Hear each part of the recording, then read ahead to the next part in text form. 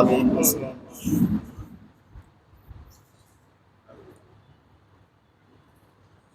মুহতারাম হাজিরিন, সম্মানিত মুসল্লিন আযম, আল্লাহ পাক রব্বুল আলামিনের দরবারে লাখ কোটি শুকরিয়া, যিনি আমাদের সকলকেই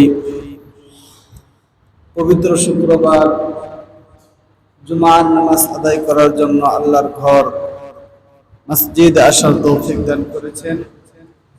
আমরা সকলেই সেই মহান রব্বুল আলামিনের দরবারে কালিমাতুশ শুকরিয়া আদায় করে আলহামদুলিল্লাহ।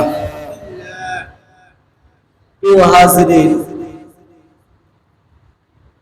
আল্লাহ পাক রব্বুল আলামিন আমাদের সকলকে সৃষ্টি করেছেন। আল্লাহ তাআলা আবার আমাদের সকলকে পরীক্ষা নেন বিভিন্ন ভাবে।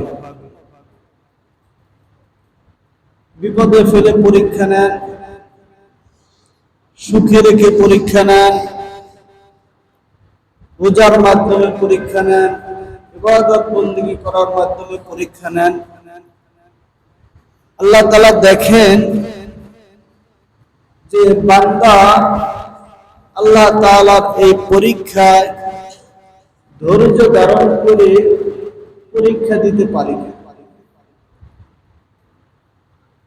আল্লাহ তাআলা মুমিনকে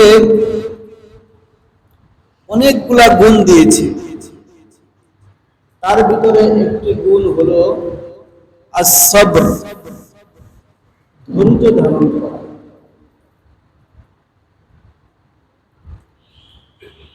আল্লাহ তাআলা দুনিয়াতে যত বান্দা প্রেরণ করেছেন, আদম আলাইহিস সালাম থেকে নিয়ে আমাদের এই সময় পর্যন্ত যত নবী, রাসূল, ওলি আল্লাহ, গাউস, কুতুব, পীর, মাশায়েখ, যত মানুষ আল্লাহ তাআলা দুনিয়াতে প্রেরণ করেছেন, তার মধ্যে সবার থেকে আল্লাহ তাআলা নবী রাসূলদেরকে পরীক্ষা করেছেন বেশি। আদম আলাইহিস সালাম বলেন পরীক্ষার সম্মুখীন হয়েছে, দাউদ আলাইহিস সালাম, মুসা আলাইহিস সালাম, ঈসা আলাইহিস সালাম, ইব্রাহিম আলাইহিস সালাম, ইসমাঈল আলাইহিস সালাম, যত বড় বড় পয়গম্বর আল্লাহ তাআলা দুনিয়াতে প্রেরণ করেছেন, সকলেরই পরীক্ষা আল্লাহ তাআলা নিয়েছেন। সবাইকে বিপদের সম্মুখীন করেছে। আল্লাহ তাআলা দেখতে চেয়েছেন যে কে ধৈর্য ধারণ করতে পারে, কে সবর ইখতিয়ার করতে পারে, আর কে পারে না।